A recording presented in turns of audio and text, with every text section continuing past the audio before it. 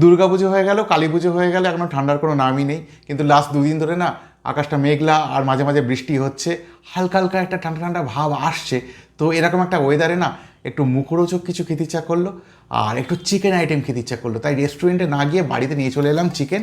এই যে দুটো চিকেন ব্রেস্ট এনেছি, এটাকে জাস্ট কড়কড়ে করে ফ্রাই করব আর রাত্রিবেলা ডিনারটা করব। তো কী করে রান্নাটা করছি জাস্ট একটু দেখে নাও। তো দেখো আমি চিকেনের দুটো ব্রেস্ট নিয়ে নিয়েছি। তো ম্যারিনেট করতে হবে।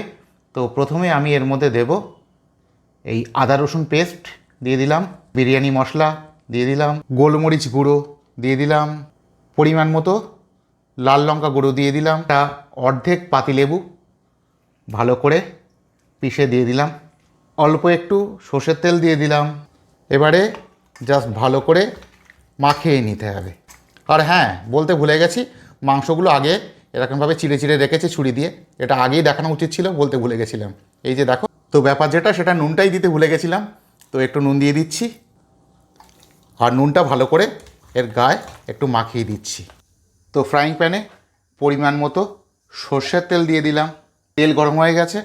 এখন আমি এই মাংসের পিস দিয়ে দিলাম।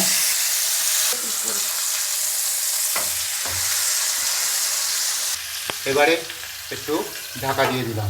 10 মিনিট হয়ে গেছে, এবারে ঢাকাটা তুলব। এবারে চিকেনের পিসগুলো জাস্ট একটু উল্টে দেব।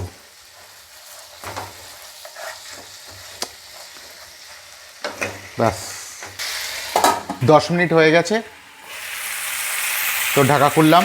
মাংস যথেষ্ট পরিমাণে একদম সেদ্ধ হয়ে গেছে, কোনো সন্দেহ নেই। এইখান থেকে একটা মাংস নিলাম, আস্তে করে জালতির উপরে রাখলাম। এটা ভালো করে একটু পোড়াতে হবে। গ্যাসটা হাই ফ্লেমে দিয়ে দিই।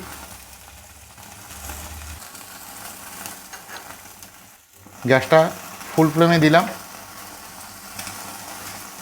তো এই আমার চিকেন ফ্রাই একদম রেডি। তো বসে গেলাম আমার আজকে রাতের স্পেশাল ডিনার নিয়ে। তো দুটো চামচে নিয়েছি কাটাকুটি করার জন্য। তো আপাতত হাত দিয়ে একটু ছিঁড়ে খেয়ে বলি কীরকম হয়েছে। তর সইছে না, এখন চামচ দিয়ে ছিঁড়তে গেলে অনেক সময়ের ব্যাপার। দারুণ হয়েছে মনে হচ্ছে, একদম হাত দিয়ে খুব সহজেই ছিঁড়ে আসছে। দেখো মাংসের পিসগুলো একদম নরম হয়ে গেছে।